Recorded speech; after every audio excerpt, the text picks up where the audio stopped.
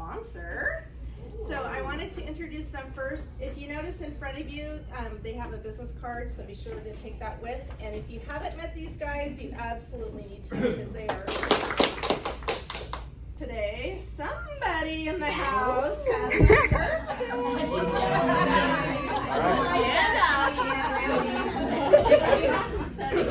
Happy birthday to you. Happy birthday to you. Happy birthday, dear Andrea. Happy birthday to you.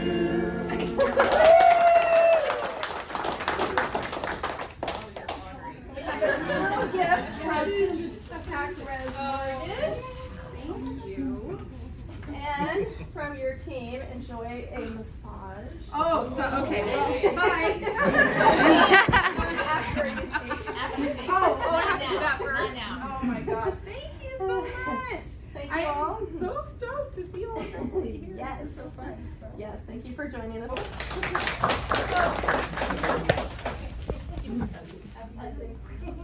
So, two of those, let's see, Jillian, Travis, will you guys just wave your hands? So, and Christina, wave your hand, wave. Who else am I missing? I think Dave, right, but he's not here, yeah, so, I mean, Josh, yes, I know, I'm like, where do I pick, I need my pictures in my head. So, these are your speakers next month, because they are, each of them has a very unique program, and in real estate, part of our job is problem solving, right? So, these guys have some pretty cool programs that are very unique to them, and so you got to fill your tool belt, right? You don't need to necessarily know the program inside and out, but you need to know enough to be dangerous to go, you know what? Your situation sounds like it'd be a really good fit for this loan program. Let me make that connection. These loan programs are not just, you know, your typical conventional FHA programs. They're very specific to very certain scenarios. So come learn about those, because you want to have as many arrows in your quiver as possible in the market that we're in and going into, any market really. So anyway, I just wanted you guys to know they're in the room, so I had them wave their hands.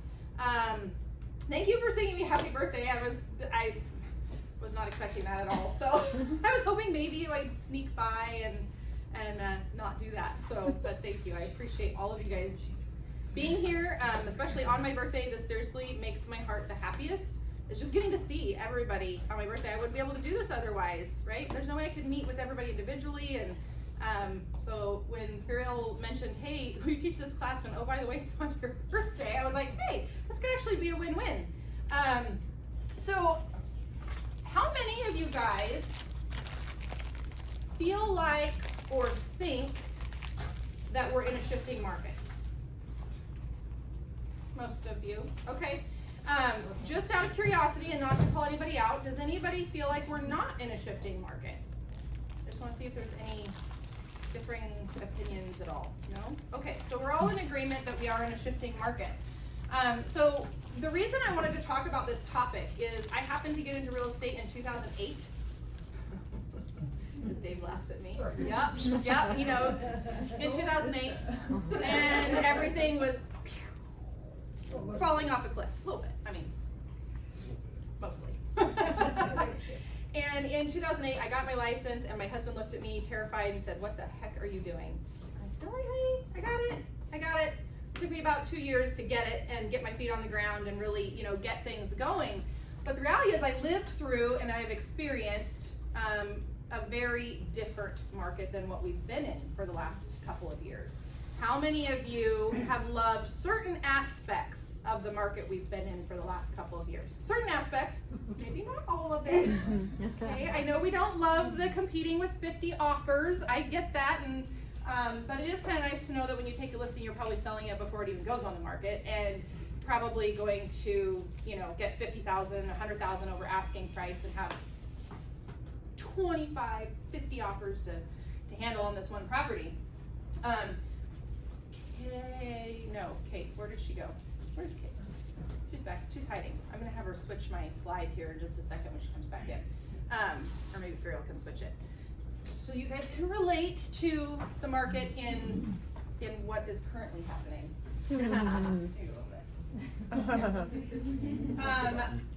So, how many of you guys have looked at the most recent market stats that came out for June? A couple of you? Okay. I'm going to share, I'm not going to linger on these too long. I just want to share a couple of them with you, and I only pulled Albany. So I did not pull any outlying areas. Honestly, we'd be here all day if I shared all the statistics with you, and I don't want to see anybody's eyes glass over as we start talking numbers, because usually 2 minutes in and everybody's like, right? I don't want that to happen.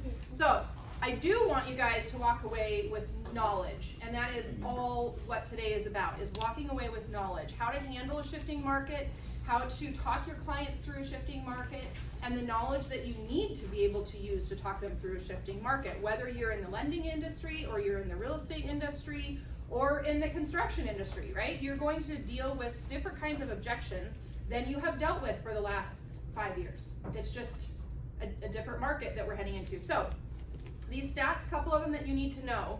Lynn County, sorry, I said Albany, it's Lynn County. Days on market went up by 13.6% in June. Lynn County had a 12% increase in new listings compared to last year. Lynn County had a 62% increase in new listings compared to last month. Lynn County's active inventory of homes on the market was up 108% over last year. Lynn County active inventory was up 55% over last month. So remember, this is June's numbers over May's numbers, okay? Anybody seeing the trend? Mm-hmm. Okay. Lynn County months of inventory was up 150% over last year and 54% over last month. And we were at, this one I almost fell out of my chair. We were at 1.3 months of inventory. I can't remember the last time I saw over a month, right? And it's laughable because I remember, you guys, I'm not kidding, I remember when months of inventory was 18 months. Yep. Yep. Okay, so when I'm like, oh my gosh, 1.3, what? You have to put it into perspective, right? You have to put it into perspective. The market is going to ebb and flow. Your skill set is just going to be a little bit different in how you deal with the market, right? There's going to be good markets, there's going to be bad markets. Personally, I don't necessarily believe that there's good and there's bad markets. There's opportunities in both, and it's all in how you mentally look at the situation, okay? If the sky is falling, the sky is falling, and I'm sure you're not going to see an opportunity in that. If you understand what's happening and you're looking at the numbers and you're staying educated and you know how to proactively handle that and discuss that with your clients, big different mental shift there, okay? Now there's all kinds of opportunities out there if you're willing to look for them, okay? Couple more numbers. Price reductions. I thought this was interesting because I started going all the way back to January. In January, in Lynn County, we had 18 price reductions. February 21, March 31, April 36, May 39, and June 41. So each month did not have a massive increase, right? It wasn't like we were jumping 50 price reductions in 1 month's time. But you can see there is a consistent climb from, and I didn't go back past January, so I'd be curious to even go back a little bit farther to see if that was even lower than that. But since January, every month we have crept up in the amount of price reductions that are occurring. So this is becoming a little more normal. These conversations are going to happen more and more and more. One more number, and then I'll stop sharing numbers. I was listening to a podcast the other day, and actually Dave and I were just talking about this the other day. The National Association of Realtors just put out a report that shows that the national amount of showings, okay, we all have, as real estate agents, the key cards, that's how you get into the Century lock boxes. The amount of showings that are occurring nationally decreased by 24% in the month of May, nationally. That is just the amount of times agents are logging into the lockbox, okay? Pretty crazy data. Redfin reported 1 in 5 sellers dropped their price in May, according to them. And then I also, I probably should put Christina on the stage for this, because Christina and I were emailing about numbers yesterday of mortgage statistics. So and I'm not even going to begin to repeat what was in that email, because I was like, that is so much information, I don't even know where to start. I'm going to simplify it way down. Mortgage applications were also incredibly down, and I'm not going to give you a specific percentage, because I can only find weekly. It was the MBS highway report, right? It only gives weekly. They compare weekly numbers. Just know that that's down also, right? Refis are way down, but also applications are way down. Does that mean there's no business? No. Good job, you guys. Good job. Okay. All right. So now we're going to go in to more about talking your clients through it. Now that we're all in agreement, the numbers show the market is definitely moving in a different direction.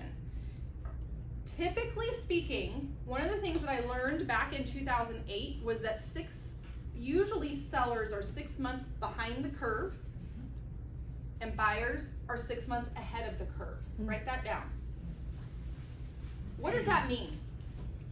Anybody want to take a stab at that? I'll make this interactive. Come on. Yeah, Glenn. Seller would think that their house is worth what it was 6 months ago, and then a buyer thinks that they should be able to buy a house for what it would be in 6 months. Yeah. Correct. Yeah. Yes. And Tell high, high, low. yeah. Right. They're looking in the rear view mirror. That's right. Right. And so here's the funny thing. We were having a problem for a while when the market was increasing at such a rapid pace. The home values were increasing at such a rapid pace that even appraisers couldn't keep up, because the sold data wasn't even the most accurate data from a month ago, because something 3 days ago just sold, right? Or was about to sell, and they couldn't even keep up with it. How crazy is that? Okay, now flip that on its head. Now, when I say 6 months, they're 6 months behind the curve, it means that they're not experiencing yet, and they're not seeing yet. Yeah, they're hearing the national reports, but how many of us do the, oh, it's not happening to me?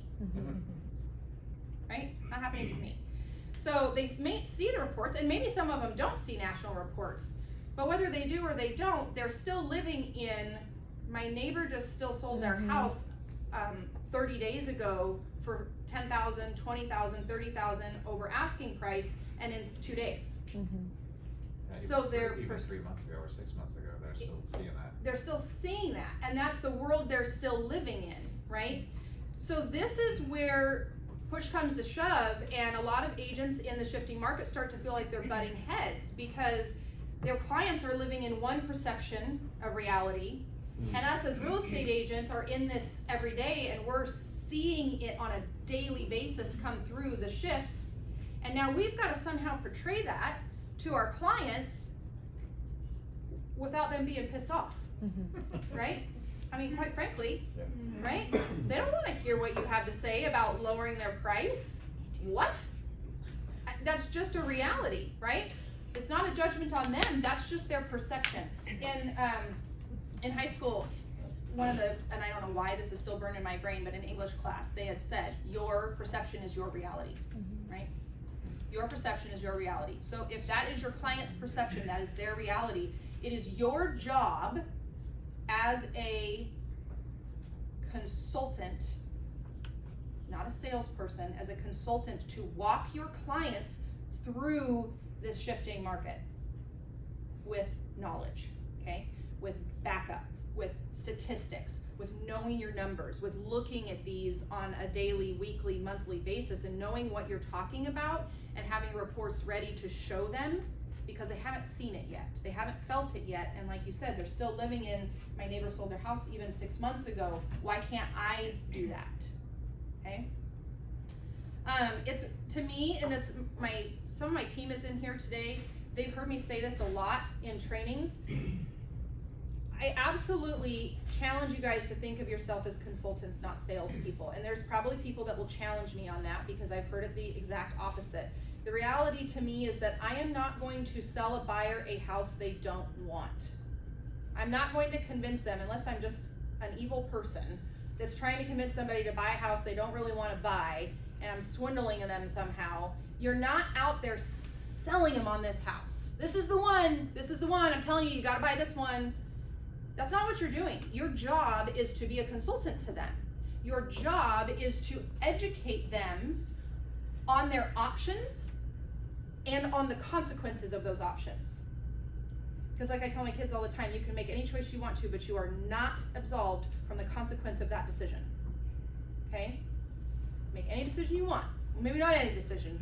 There might be some parameters. But you understand what I'm saying. Yeah.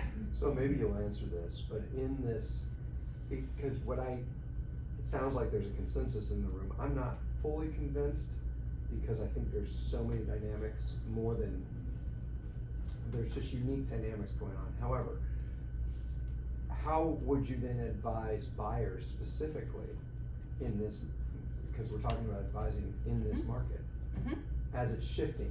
Because it still looks like if it does shift, then buyers literally could be buying at the top of the market, which stinks, and could immediately be over under whatever. My short answer to that, yes, we are going to get to it. My short answer to that is, you're right, there is a lot of other factors to take into consideration. Interest rates being one of them. If interest rates continue to go up, which in my belief, I think they will. I am not the lenders in this room, but my personal belief is that they will continue to go up. To what extent, I have no idea. I'm not a mind reader, I don't know. But I think they will probably continue to go up. And if that's the case, what is that changing in their purchasing power? So to me, I feel like the cost of waiting is also detrimental. Yes, you might be buying a house at a higher price point, but what happens if in 6 months they can't afford that price point because now their interest rate is higher? So it's a moving target. To me, it's a moving target, and every client has their own unique scenario, and it's your job to ask enough questions to determine what's maybe good or not good for them, and again, present their options and let them decide. It's just our job to make sure they understand all the ramifications and all the options they have on the table and what each of those mean to them. They can decide which one is the best option for them. Obviously, we could maybe point them and say, I feel like this is the best one for you, but what do you think, right? So, yeah. Just to kind of piggyback on that, and maybe you're gonna go into it, but the question I'm getting a lot lately from my buyers is, how does this market compare to 2008? When we had the absolute apple orange. And I have some ideas on that, but are you gonna go into that, or? I don't have that in here, but we can totally go into that because I think it would be a fantastic discussion to have. If you would be okay making a note and then just bringing it back around when we open up for questions, then we can have a whole discussion on that. Absolutely, I would love to. I think a big thing like what Josh was saying is, what is your buyer's plans as far as time? How much time are they planning on being in that property? And that relates to whether or not it's a good time for them to buy or buy down points or such. If they're gonna be there for 10 or 20 years, if your real estate's a long game. If they're planning on getting out in 2 years, then you need to reevaluate and look at that.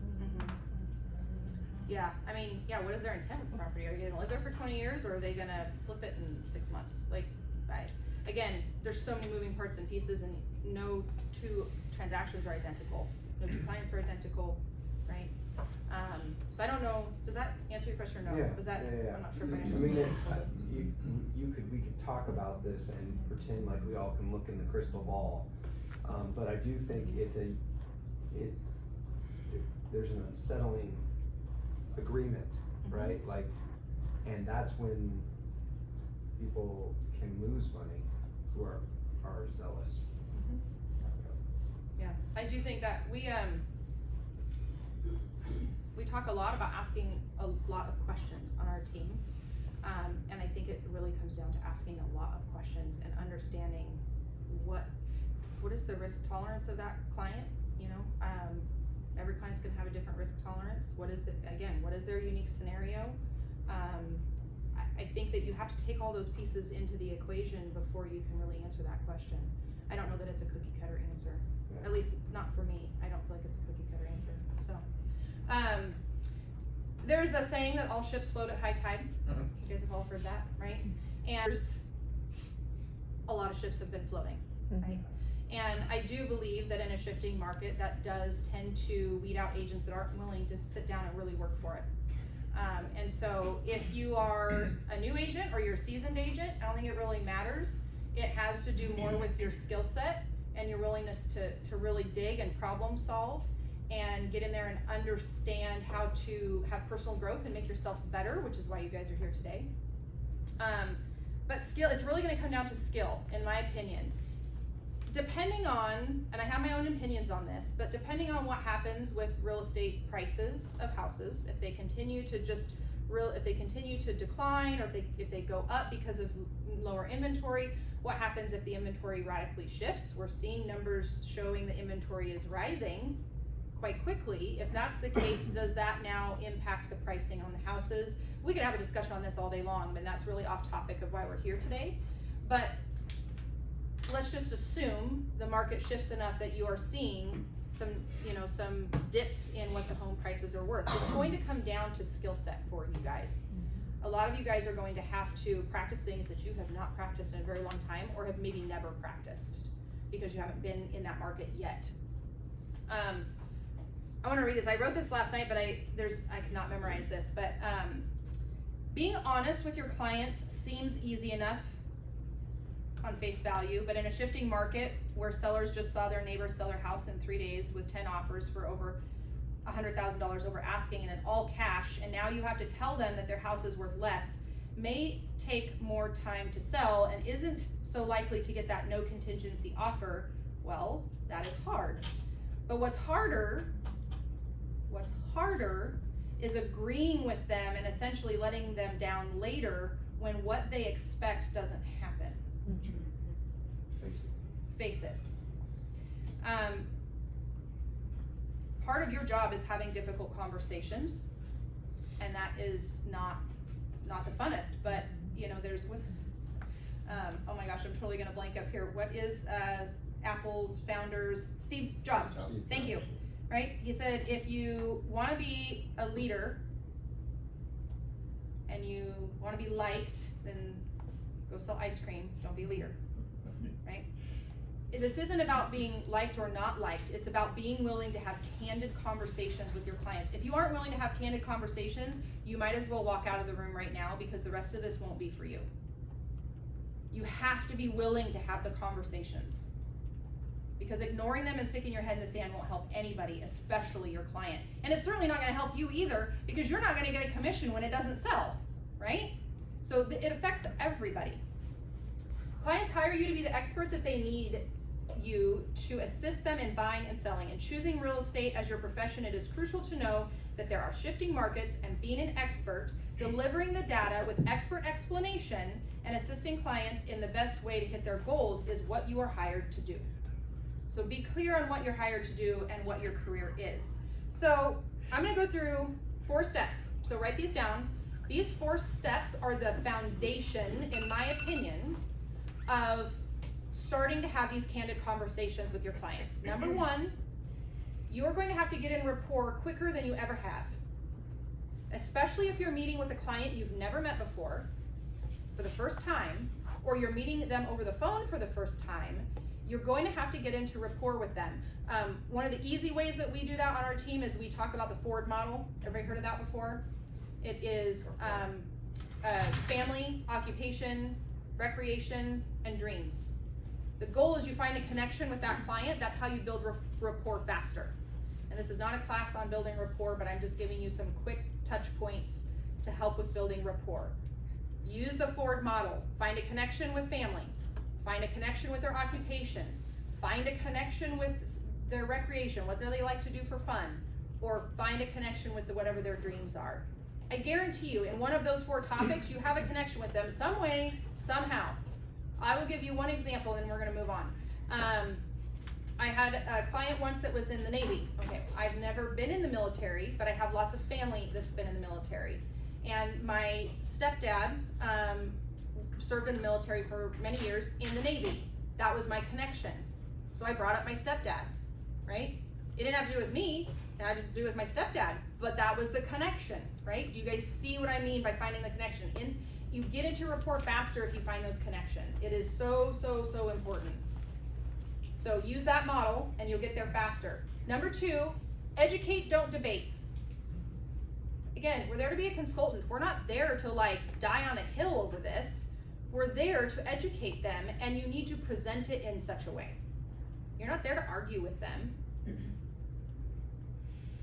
When they say, well, my neighbor sold their house in 3 days, why can't we do that now?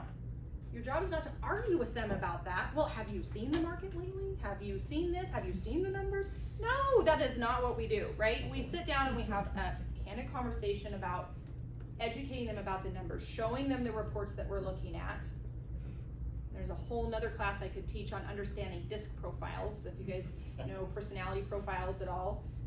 Don't give 10 spreadsheets to somebody who is a high D. They're gonna look at you and probably fire you, okay? That's a whole other class. If you guys know what I'm talking about, Ds are personalities that like things very bullet pointed, giving the information very quickly, and move on, right? So know who you're dealing with when you're having those conversations, because if you deliver the wrong information to the wrong personality, it can be detrimental. There can be a huge disconnect between you and that client unintentionally, all because you just didn't pay attention to a personality type. Okay, number 3, dig deeper and ask more questions. Is there an underlying emotion that is causing them to feel a certain way? And don't ignore that we're in uncertain times, right? Acknowledge we are in uncertain times. I'm not gonna have all the answers. I'm gonna give you the best educated solutions that I have, but I am not a crystal ball reader. I wish I was. I'd be a millionaire. Okay, number 4, share your experience. Now, if you're like me and you were in the market back then, I can share my experience. Here's what happened when I was helping people sell their homes in 2008. I can tell you right now, I have more people whose homes I sold in 2008, 9, and 10 who made comments of, I wish I just would have listened to you faster. I wish I would have ripped the Band-Aid off quicker. I wish I wouldn't have sat and held out for this price and then started chasing the market, right? Chasing the market, for those of you guys that know that term, is not fun, because then you're just doing price reductions, trying to get it to the price that's the sweet spot that a buyer is going to offer at, and it's like slowly peeling a Band-Aid off, and it sucks, okay? That does not help your client. So share your experiences. Now, if you haven't been in a market like that, I'm sure many, actually, let's just take a quick poll. How many of you were in real estate or practicing real estate in any way, shape, or form in the 2008, 9, 10, 11, 12 era? Like mortgage or real estate? Either one, yeah, mortgage or real estate, yep, either side. Okay, how many of you guys are newly licensed in the last 5 years? Yeah, like this with them. Okay, that's actually really interesting to me, and why that's interesting to me is I recently listened to a gentleman speak on stage out of state, and he said that there's a statistic that most of the business that is done in 5 years will be from agents that have been in the business for less than 5 years. And you guys almost just proved that to me right now. That was crazy. So if you haven't been in that market, then you, in my opinion, should pull from people who have, right? You just saw a couple people raise their hands in here that have lived through that market. Go pull on that knowledge and share their experiences, okay? I just told you my experience in 2008. A lot of people had regrets. Just a few, right? And they wish they would have pulled that Band-Aid off faster. So use my experience. I was just at a class where the instructor was talking about her experience in the 2008, 9, and 10 market, and here's what a lot of her clients said. Use my experience, right? If you don't have the experience from that era, use someone else's. Go get just as many stories from these guys who also lived through that, okay? So if you don't have it, use someone else's experience. So you have build rapport, educate, do not debate, dig deeper and ask more questions, and share your experience or borrow someone else's, okay? So those are the 4 steps to building the foundation. How am I doing on time? Somebody give me time. 12, 19. Woo, okay. Let's see if I can get through all this. I don't know yet. Okay, we're gonna talk about something that has nothing to do with real estate, but it has everything to do with how you approach a client, buyer or seller. And it's called framing. Have you guys learned about framing before? Framing conversations, okay? There's a couple different ways of framing. There's pre-framing, there is reframing, as if framing, and deframing. Okay, we're gonna go into what all those mean. But these are conversational structures, how you can deal with objections in the conversations you're having with your clients. So pre-framing, if you hear an objection often enough, okay, let me find one real quick in my head. Let's say, will you reduce your commission? That's a fairly common objection that real estate agents handle, right? If you know that that's a common objection that comes up repetitively, pre-frame it, pre-attack it, okay? You want to kill that monster while it's tiny. Well, it's teeny, teeny, tiny. If you want to kill the monster while it's tiny, it means that you go on the offense. You're not playing defense, you're not waiting for them to make the objection to you. You go on the offense to handle that. And what does that look like? That can look like saying, you might be thinking how expensive this is. You might be wondering why this, right? That's how you pre-frame something, is you bring it up before they do. You might be wondering. You might be thinking. You might have had thoughts about, and fill in the blank. Does that make sense? Okay. Kill the monster while it's tiny. Reframing. This is something, actually, and I wish Janae didn't have to step out because I would have talked about a scenario that we were dealing with this morning. A client was in a negative frame of mind, right? And they were just in that glass half full kind of mentality. And so a lot of stuff was coming through that was just, negative, negative, negative, negative. And so we were working hard to reframe the situation into something positive. Changing the way an issue or subject is being viewed is called reframing.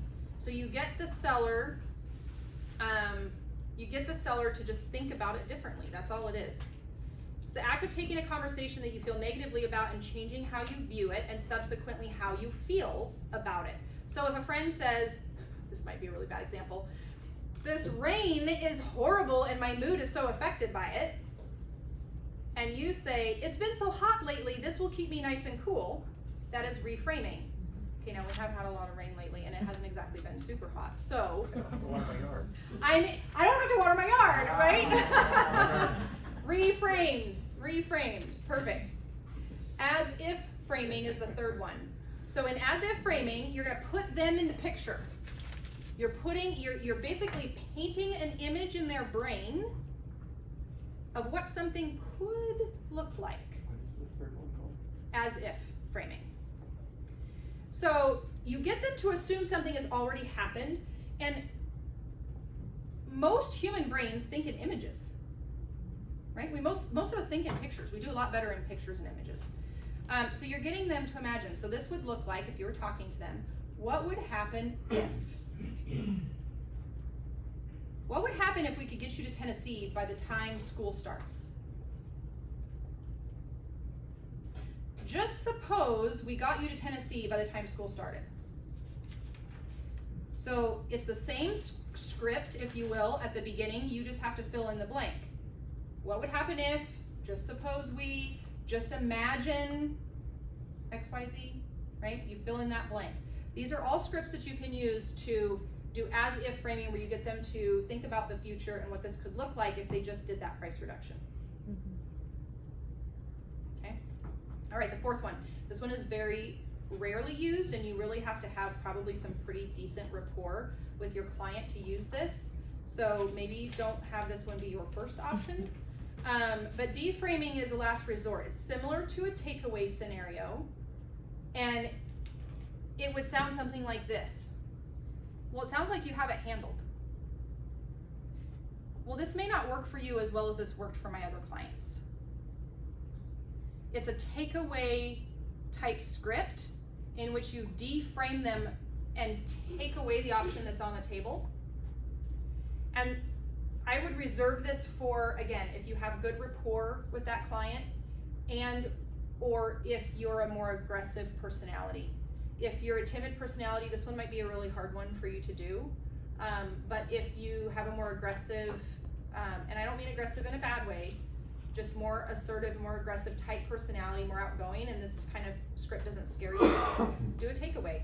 This might not work as well for you as it has my other clients. I have a proven system. It's worked for all my other clients, but it might not work for you. Okay? So that's a deframe. Any questions about framing? Yes. A question about that deframing, would that be the same as if you were saying, like, it sounds like you've made your decision, or Yes. would I understand you correctly that this decision has been made and Yep. you want to do this, X, Y, and Z, or something like that? That would be, yeah, that would be an example of a script for that. Yeah, and that's why you do want to try to be in rapport with them before using that script if at all possible, just because I could see it, I'm putting myself in the other person's shoes. I could see it if I was in the other person's shoes as a little bit standoffish maybe. Not intentionally being, but this is, you're talking like, for lack of a better phrase, this is mental warfare, right? Like we are talking about mental warfare and talking your clients through things that they get stuck in a box on and they don't know how to get out of it. And so it's your job as the consultant, as the coach, whatever you want to call it, to walk them out of that and see it from outside the box. Does that make sense? Yeah. Okay. Was there another question? Yeah. I would, I'd also say that that's one of those, I don't care if I walk out of here without the listing statement. Where you're like, that's fine. Well, maybe I don't want the listing, and this is how I make sure of it. But sometimes that your seller, they want to see confident. They want to see that it doesn't. Yeah. What? I had my second or third listing presentation that I went on. Walked in totally intimidated by a listing presentation, and I used the script. Well, I understand something along the lines of, well, Mr. Seller, not only am I here so you can see if you would want to work with me, but to see if I really want to be able to work with you. Totally threw him for the side, and later he told me, I never thought about that you might not want to work with me. They don't. It's interesting because you say that, because this whole time I've been thinking about, I've owned 4 homes, I've sold 3. I needed more of that. I actually feel like on all 3 sales of my house, I got taken by the quintessential slickster realtor. And who promised the moon, got me into contract, and then immediately started cutting the price until it sold. Right. That would have been a much better start than just to admit we're kind of in the same boat, and then obviously have honesty drive the ship. So some of the things you've been talking about, like, it may be hard conversations, but honestly, do the hard thing first, because on the back end, the other hard thing, I think it's worse, and it's dishonest to the client.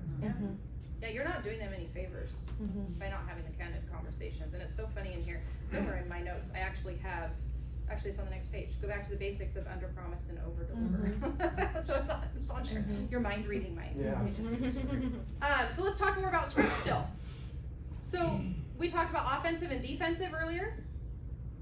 In this scenario of a shifting market, going on the offensive is going to happen more often now than going on the defensive, but it's going to take practice. So let's talk about pre-qualifying a seller. And I'm not talking about like a lending pre-qual. I'm talking about, let's ask some pre-qualification questions to get us, you're setting again the foundation for conversations that you know are going to happen down the road. You know they're going to happen. Don't pretend they're not. They're going to happen. So set yourself up for success ahead of time. So when we meet with a client, what is their perception of their price?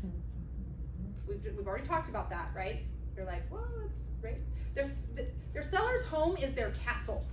You guys, this is like, they have built a moat around it, and they feel like, have any of you guys seen that funny infographic that says this is how the buyer sees the house, and this is how the seller sees the house, and here's how the inspector sees the house, right? Have you guys seen that before? And the appraiser. Yeah, the appraiser, yes. I'm totally gonna email that out to you guys if you haven't seen it, because it's hilarious. but what is their perception of their price? Ask them I'm hoping that most of you, this is for another class if not, I'm hoping that most of you do pre-qualification questions with your seller before you ever go to the listing appointment. You should have a list of like 20 plus questions that you're asking the seller before you ever even show up at their house. It's probably more than 20 questions. I'm kind of throwing a number out. I don't know the exact number that's on might be like 27 now. It keeps growing. But I'm hoping that you ask pre-qualification questions. One of the pre-qualification questions I would ask is, how do you view your home on a scale of 1 to 10? So somebody role play this with me here real quick. Who wants to be my guinea pig? Anybody? I'll do it. Come on, okay. So Josh, before I come out to your home, I'm so excited to meet with you, tomorrow night. Before I come out to your home, could you just tell me on a scale of 1 to 10, where you feel like your house ranks? And 10 being the very best. 7. Great. So 7 is a cop out. Would it be 6 or would it be 8? Wow. I was thinking it was pretty holy number. Well, we'll go with Satan, 6.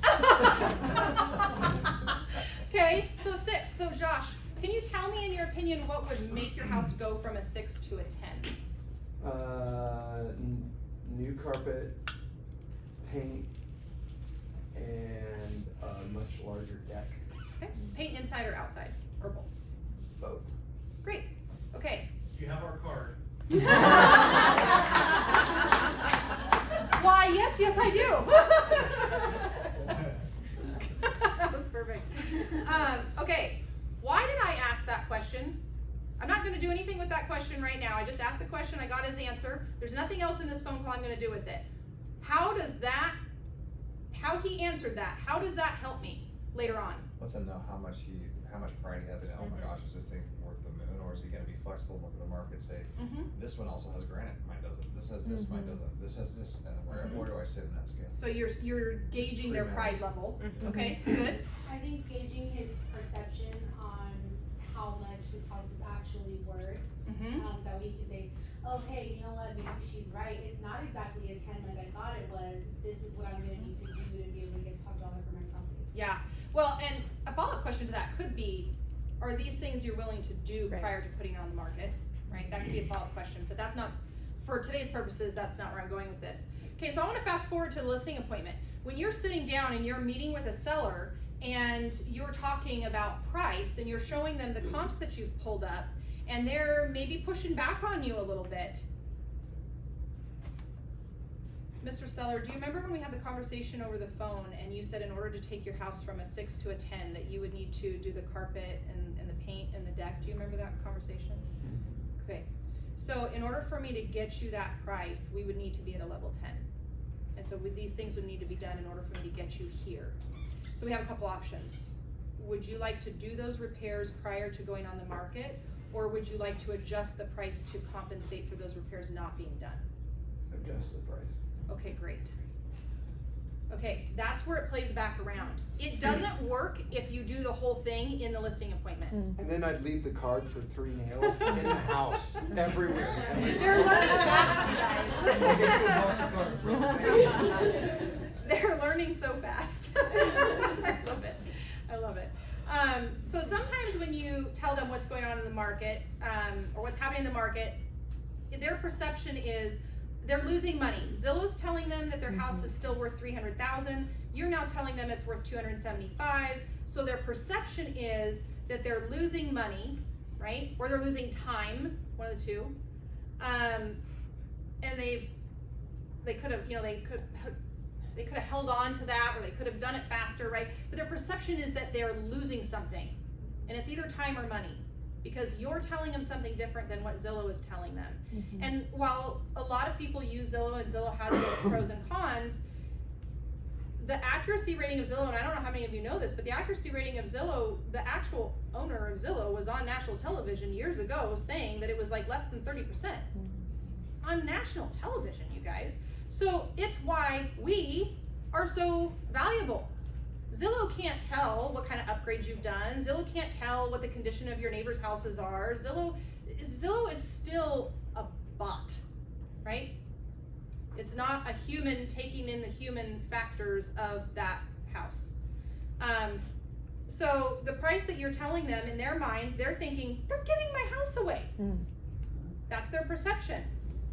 They're gonna give it away. Anybody that would, anybody could sell it at that price. I could sell it at that price, right?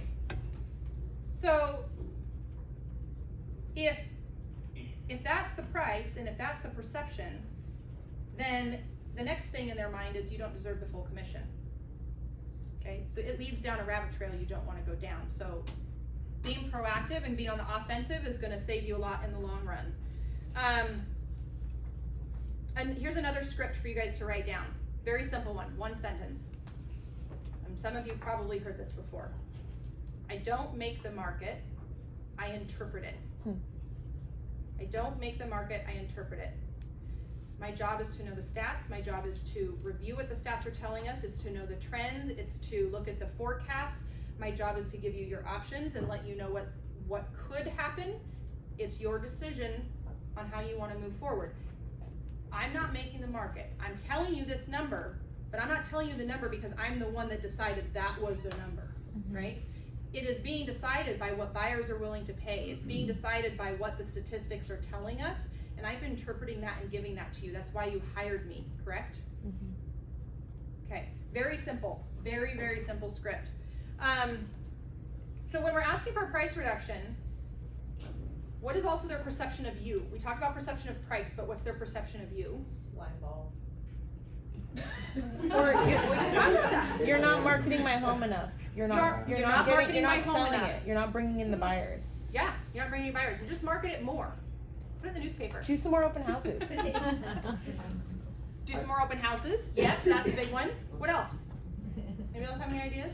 What their perception is? I think the perception is based on how you set their expectations and how you communicate with them. Because honestly, I think you can have the same exact behavior and be perceived in a much different way. I think it's all about that. When you promise them the moon and you don't deliver, and then you're cavalier about it. I mean, slime ball is I just got taken for a ride. Is the instant way. So I think it's profound. Like you can do the exact same thing. It's just how you set it up. That's what if I would have started with Kristen, would have been awesome. Honestly, I was just gonna say, honestly, as a seller or as a homeowner, I would think they're probably gonna look at the realtor and say, well, if you didn't think you could sell it this, why didn't we have this conversation when we first came up with the first price? That's spot on. The word that has not come up in this conversation yet, but is at the underlying piece of all of what we're talking about, is if you're not willing to have the candid conversations, why would they trust you? What I was gonna say is, in a shifting market like this, communication is gonna be the most important piece of your business. It's not gonna be, and it's the hardest, because I remember the days, the weeks, the months of, I don't wanna call them, I have nothing to tell them. I don't have anything to tell them. And then you get the angry sellers on the phone. Why isn't my house selling? Well, Mr. Seller, have you noticed the market? There is nothing going on. We can't, I'm doing everything I can. But again, younger agent at the time, whereas in retrospect, if you can go ahead and you can do that, setting the expectations, being willing to have a lower price at the beginning when you go to that listing appointment, and then they're like, well, I want to list it for $350. Well, I'm just telling you what I'm seeing here. You're about $330, so you list, but I'm willing to do it. So they list it for $350, and you end up settling for $300. So to piggyback on two things that you said, having the price reduction conversations up front, again, we're being offensive, remember? We're being offensive. Have a conversation with your client up front that says, I will list it at that price, and if we don't have an offer in X amount of time, do you agree to do a price reduction at that time to this price? Have a conversation up front, we haven't done this in years, but we did it a lot back then, have a price reduction sign when you take the listing That's table. what I was gonna say, short sale time, I had a form that had 3 or 4 price reductions already set Yes, in motion. scheduled. Yep. Yeah. And then you don't have to have the conversation. Over and over and over again, right? Yeah, consider that, doing more than one, right? Now, I don't know if sellers are there yet mentally, but start with that, right? Start with one price reduction pre-signed, and then hang on, I'm gonna come to you, because there was another thing you said, shoot, I wanted to circle back to that. You were talking about expectations. Oh, that's what it was. Days on market expectation, right? So we just looked at those stats at the beginning of how long the days on market they're increasing. If you're setting expectations with your client up front, that's another really big conversation that should be happening is, Mr. and Mrs. Seller, I just wanna forewarn you that this is what we're seeing the trend go to now, is that it's no longer 3 days on the market. You're probably looking at, again, under promise and over deliver. We're probably looking at 2 to 3 months on the market potentially, right? Now, market is showing us that maybe it's closer to like 2 weeks or 30 days, but if you're under promising and over delivering, push that time frame out, right? Because then when you go under contract faster, now you're a hero, not like the enemy, okay? Under promise and over deliver. Okay, sorry, Glenn. In that listing default list of questions, there's something about motivation, like what their motivation is to sell. And in that conversation about listing here versus listing here, would you want to ask them, are you going to let this keep you from that motivation? Are you gonna let this keep you from Tennessee? Are you gonna let this keep you from your grandkids? Are you gonna let this keep you from your kids, your job, your whatever, right? Are you going to let this stand in the way of that? How important is that motivation piece that you told me when we were first talking together, right? Because that should be a piece that is discussed right up front in the consultation. So their perception of you must not be doing your job. What have you done to sell our house? What are you doing? Are you even working? Right? Well, we just need to find the right buyer. How many of you guys heard that? We just need to find the right buyer that sees the value in the house, okay? And we don't know what you're doing. Did you stick it in the MLS? Did you do this? Did you do that? If they have to come to you asking those questions, you are not doing your job. You should absolutely make it your goal to always be contacting them before they contact you. Always. Now, it doesn't always happen, though that should be your goal. So those are their perceptions of you, and which is why the trust factor is so important. So how do we persuade them that the price reduction is the right thing to do? How are we doing on time? I'm gonna blow through some of these. 142. Okay, we're gonna blow through these. Number one, you have to review their motivation, what Glenn just said. We have to review the activity, so recover with them what's been done. We've done 3 open houses. We've put it on over 300, 900, whatever websites that are out there. We've door knocked around your neighborhood. It's gone out in our magazine. Whatever it is you guys do, right, that's unique to you, that you do to market your listings, review that with them. These are the things that we've done. We've sent out just listed postcards. We've sent out price reduced postcards. These are the activities that have already taken place. Then you're gonna review the market analysis with them. Reviewing the CMA this is where we go back to, sometimes it hasn't caught up yet. Reviewing the CMA may show that it's priced right, but you do have to be careful about understanding the rest of the data. You're not only looking at sold comps, even though there's a lot of weight in sold comps, you should be looking at the active comps and your competition. You should be looking at your whole city data. You should be looking at your state data. You should be looking at the national data. You should be taking everything into account when you're making that decision, right? Because again, this is your job. It's the human factor. Your job is to research this and be able to get them as close as possible to the sweet spot. Review your marketing plan of action. Share your market stats, right? Print them out. Just make sure you know what kind of personality you're dealing with. Make sure we're setting the expectation up front. You guys, I'm gonna blow through these. I hope you're writing fast. All right, constantly making these expectations at the appointment and after. Hammer this into the seller's minds that we know our marketing works. It is a proven method of marketing. The only thing that we are testing is the price. That's the only thing that we're testing. We have used this system to sell houses for 15 years. We know it works. Okay? Share how many houses you've sold over the years, if that even helps. We know that this works. We will know after the first 2 to 3 weeks, based on activity and the feedback, if the market is telling us that we are priced right. This script is golden right here. We will know, and you can shorten that time if you want. We'll know within a week. We're going to know within a week if we have had enough showings or if we're getting enough movement on your house, whether we should be doing a price reduction or not. You can take it another step further. Tell them there's specific metrics that we like to use to see which will help them determine if we're priced right or not. Those additional metrics are ones we've already talked about. Some sellers like a punch list. Again, this is knowing your client's personality. If they need a punch list, give them a punch list. Let me actually talk about this punch list for a minute, because this is actually kind of cool. Let me skip ahead. Tell them what you're doing, right? Make it a trade-off. If you're willing to do this price reduction today, here's what I'm willing to do. Now here's the funny thing. These are things that you would probably be doing anyway, but they need to know that you're doing them, okay? We're gonna immediately change the price in the MLS. I'm going to immediately present this to my team at the team meeting. I'm going to immediately go door knock some houses and make sure that everybody in your neighborhood knows that the price is reduced. I'm going to hold another open house this coming weekend to get the new price out there. Here's all the things I'm gonna do. I would do this whether I was telling you or not. I would do this whether you did the price reduction or not, potentially, right? These are things you're already doing, but make it that trade-off. If you do this, I'll do this.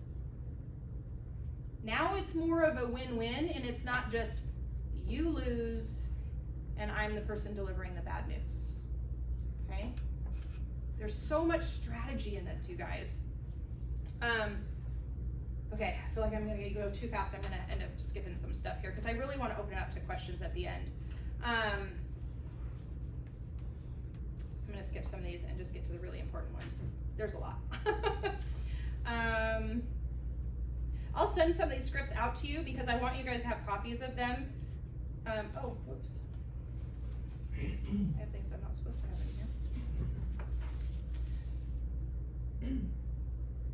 Okay, hang on. Ooh. Yeah, there's 11 things on the checklist that we do. The reality is all of this stuff happens automatically. Sending out modification or terms to get your signature on that immediately. We'll update the information so everyone calling on it will hear about the new exciting price. We're gonna change prices on all of our websites. We're gonna put new marketing out there on Facebook. Our marketing flyers will get updated. We'll notify the buyer's agents on our team in our office of the new price on the home. We're gonna call all the agents that have shown the property in the past about the new price, right? These are all things that you can do or that you might be doing anyway, but they don't know that. They don't know that you're doing it if you don't tell them. They're not mind readers, right? Does all of this make sense? Do you feel like you're at least getting a few pieces of tools in your tool belt to have some tough conversations?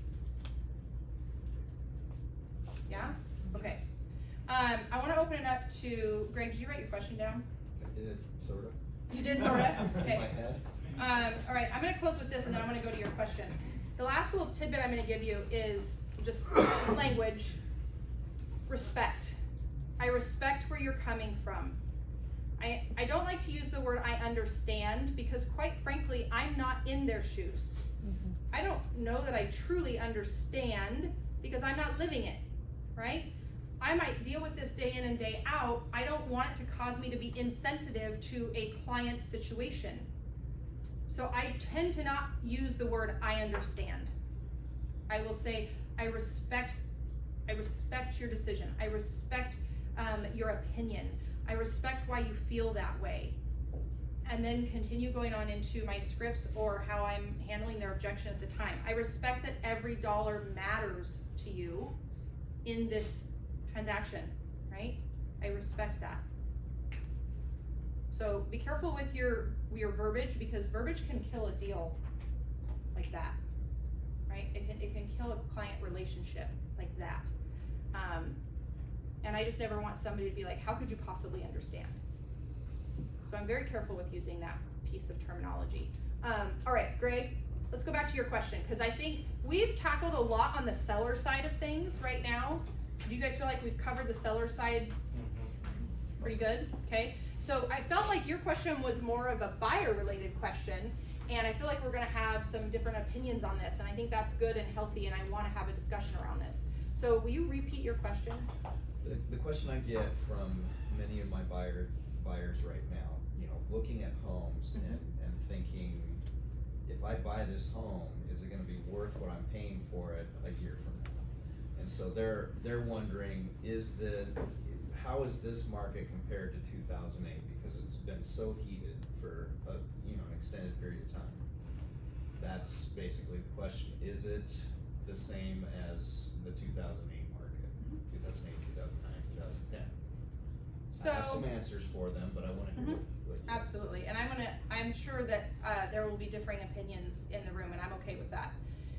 In my opinion, when I'm asked a question like that or similar to that, I'm typically responding with yes and no. And this isn't a cop-out, it's a true answer. Yes and no. There are similarities, but this is not identical. And I think that that's everybody's afraid that if this bubble bursts and everything crashes down hardcore and everybody's losing their houses again, can I say that will never happen again? Nope, because I'm not a mind reader. I can't say that would never happen again. I can give you my best educated opinion, based on what's happened before, and I can recommend that people do their homework and make smart decisions, and I can give them their options, and they have to understand what their risk tolerance is going into that. But again, nobody on the face of this planet is a crystal ball reader. So there are strong opinions on both sides of the fence with this. There are strong opinions that we are crashing, right? And there's also equally strong opinions that those people are blowing smoke and we're not crashing, right? Personally, I'm in the middle. I don't think we're going to crash and come tumbling down off a cliffside overnight. I think we're gonna adjust. I think things are gonna go back to normal that people don't realize are normal because they just haven't experienced it for a very, very long time. And how easily we all forget, right? I feel like, and I'm lumping everybody into this, people in the industry and consumers not in the industry. We all forget. There are agents that lived in that market that again are on the very opposite ends of the fence on what's happening right now. And I mean, we'd all be billionaires if we all knew what the answer was. So I'm cautious not to say, yep, this is what's happening. Yep, this is what's happening. Because the reality is none of us know. And that's my honest to goodness feeling. And I don't feel like it's a cop-out because it's the same way I would answer it myself. So I don't know if that answers your question, but Yeah. I think they have to make decisions based on the information they have now and to their best guess what they think is happening, in the future and make decisions accordingly. And some people are gonna be right, some people are gonna be wrong, but nobody has that psychic ability to be like, yep, this is what's happening in 6 months. There's lots of speculation around it, but nothing that's, anybody could say with definitive certainty. Now, that being said, I don't have a super big ego around this either. I'm not gonna be the one that, no, my way is the only way. I guarantee you there's differing opinions in here about which way that's going. Yeah. And I think both sides can give a really good argument. Really good argument. I would love to open it up for discussion around that. I'd love to have a healthy debate on either side of the fence and see what other opinions are around that. Just real quick, my perspective on it, and Christina maybe can jump in on this too, because she lived through all that as well. When she Yeah. started when she was 20, Right, so. yeah. 12, sorry. 12. Yeah. Excuse me, it's right, 12. It's a much different market now, as far from a lending perspective, because Oh, yeah. there's significantly more equity nationwide right now in homes than there was then. Yep. We don't have the Fogamir loans, which means basically all you have to do is fog a mirror to get a loan, you know, stated income, stated assets, negative amortization, you know, all these, those are gone. And so, plus, we lived through it, it hasn't been that long ago. You know, some of us are old enough to remember it. And I just don't see that happening. And plus, the reason why the market has been so heated is because of the lack of inventory, as opposed to just a bunch of Californians driving up here and paying cash for homes. That's still happening, but not at the rate it was in you know, 2006, 2007. So I don't see it, you know, crashing. Multifamily skyrocketing, which is all those people are paying what a mortgage was 2 months ago. You know, I mean, it's going through the roof. I mean, it's blowing up. I mean, all those people wanna buy a home. You know, we're 11 years behind in our builds. I mean, holy cow. You know, it's just a matter of when I'm seeing shortages in home builders, like the personal home builders. Those are slowing down, so that is just gonna exacerbate that. I mean, just push it. What if you would've bought a house in '07 and we kept it till the day? Yeah. And didn't refinance Yeah, Right. and take money out against it. imagine that. Yeah. And that's the thing where you come down to a long term versus a short term. How long are you planning on being there? Yeah. What is your intention with this property? Because, you know, if we go back to a regular market, if there is such a thing, a 3 to 5% gain versus freaking 18, what is your That's a intention? healthy market. Yeah, it's a healthy market. I mean, that's on both sides. But see, what you just said really goes back to, you gotta ask your clients about their scenario, their feelings on it, their risk tolerance, their perceptions. If you don't know that about your client, then I don't, you know, again, you're not doing your client a very good job, because what he's saying, what Dave's talking about is really just asking questions. I mean, what was the question that you just said? What's your intention? What's your intention? How Thank long do you. you plan to be here? What's your intention? Are you gonna be in the house for 20 years? Well, we're selling in 2. Okay, well then that's a different conversation. Right. We're not buying down the rate by 12. There's so many moving parts and pieces, you guys, in our industry. And yeah, you gotta know and understand a lot of them, but if you don't ask these kinds of questions. Well, and I think, you know, going back to kind of what you were saying, that, you know, when we had clients coming in, there was a big thing during that time, cash for keys. Do you guys remember Yes. that? Yeah. Uh-huh. So the clients would call and they're like, hey, what they would do is if they leave the house in a pristine condition, they would get anywhere from $1,500 to $3,000 cash. And the agent involved would help this whole thing happen. And so people were coming in and they'd just kind of be sitting in the front room and they've been your client for many years and go, I'm gonna do this. And I was like, get in here, hold on. Let's really talk about that. Do you still have your asset? Do you still own the home? Yeah. Do you need a roof over your head? Yeah. Can you afford the payment? Well, yeah. Right. Okay, then go make the payment and stop. You still have the asset. And But what did those- she just do, you you know, guys? Right. I'm getting this back to the very basics. She asked a lot of questions. And the cool thing is, those people that held on, and I'm sure we were like $200,000, $300,000, $400,000 worth of money to go to the next project because they held on and they were like, thank you for not letting me do that. But there were people that absolutely did it, and it didn't make a ton of sense. The one thing I think that we can talk about from a banking standpoint is we're just now starting to see banks are not performing. We just had a loan guarantee just went out of business. 400 employees got let go Thursday, and they're shutting their services down. So, you know, when we were in this last time, there were 65 lenders that went out of business within a very short period of time, and we're starting to see a little bit of that pullback when you're seeing products that aren't as available. You're seeing interest rates, of course, go up a little bit. So you're going to weed out some people. But once you start to get the buyers get used to the market again. I mean, when I got into the industry, it was 8.25, and we sold it all day long. It was no big deal. We did 2-1 buy downs, whatever. People are like, oh, this is the market. Okay, go for it. So I think there's going to be a little bit, if banks aren't performing or they're not making their payments, and you've got mortgage-backed security issues, you are definitely going to see some tightening, which I think is actually okay too. A very interesting thing I heard in the last 2 weeks was an argument by virtue of population. And I actually found that to be one of the most convincing arguments why the market may not shift as much as we think. The baby boomers, the Well, 33-year-old. Well, because the amount of adults has gone up disproportionate from 2010 and from 2000 to 2010, and then from 2010 to 2020, and I'm just checking the statistics again, there's like 50 million more adults in America. Now, but here's something interesting. Guess what has gone down by 1.4%? Yeah. No, under 18. Mm-hmm.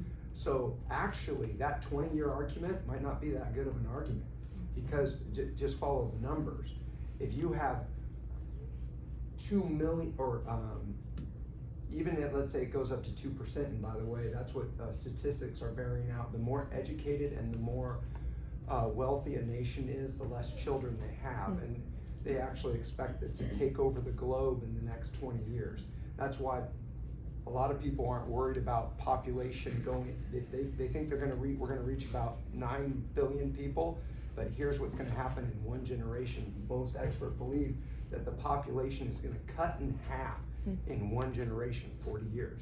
Which, by the way, then all our houses aren't gonna be worth anything, because there'll be so many houses and nobody to live in them. So I found that argument profoundly interesting, and maybe goes, all you gotta do to find some of those numbers, and it just is numbers, it's just a numbers game, right? If there's 50 million more buyers out there, I mean, there hasn't been 50 million houses built in the United States, guarantee you that. Yeah. If we go back to this question of what we're telling the buyers, they're worried about, if I buy now, I'm gonna lose money, are we going back?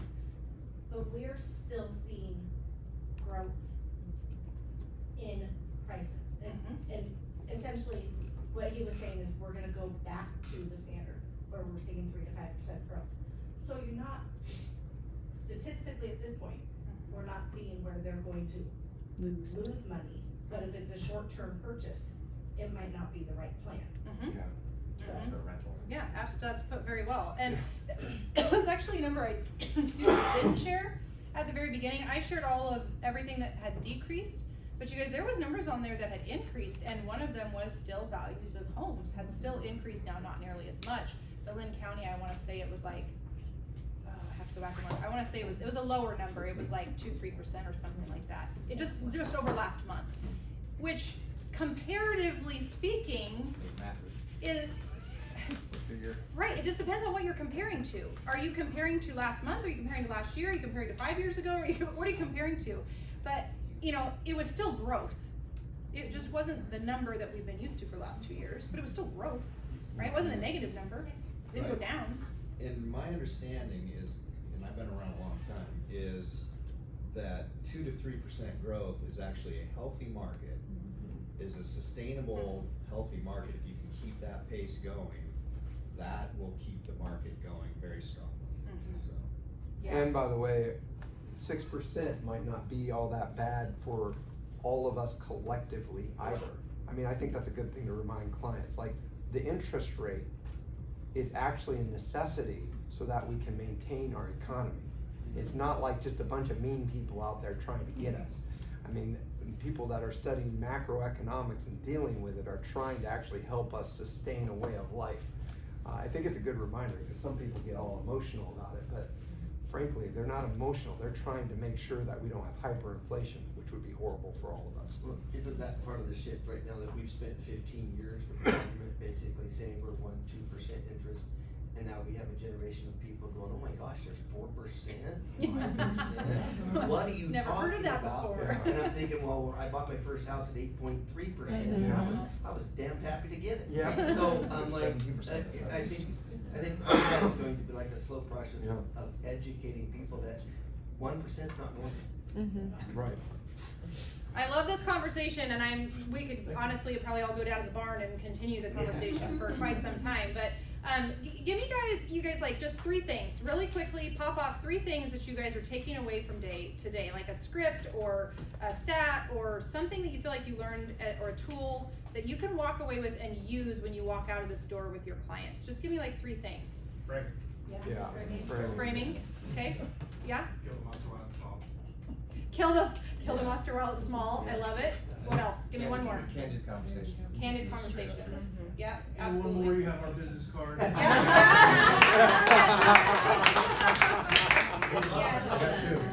Oh, you guys, done with it. Please definitely give our sponsors a shout out because it's super awesome. We get to do this because of them, and I mean, they make this possible. So please give them a try if you haven't used them before. They get back to you super fast. I have texted them questions, and they're always responding really quickly. So please give them a try if you haven't used them before, and give them some love. And yeah, hopefully we'll have you guys back again soon. And what? Oh yes. Next month's classes. Yeah, actually, I'm gonna let her talk about that because she's the knowledge behind all of this. I just show up and talk. So next month is our lender panel with unique lending ideas, and on your seat, in addition to the 3 Nails business cards, which you must take, are these little cards, and that links to our Facebook page that has all of our events. And we also have an Experts in Realty half-day conference coming up in August, and I can't remember the date. I wanna say the 11th. Yeah, it'll go out in the email. Yeah.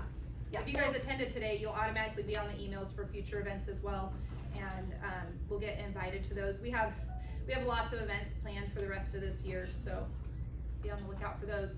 I really appreciate you guys being here. I mean, congratulations on trying to better yourselves, better your skills.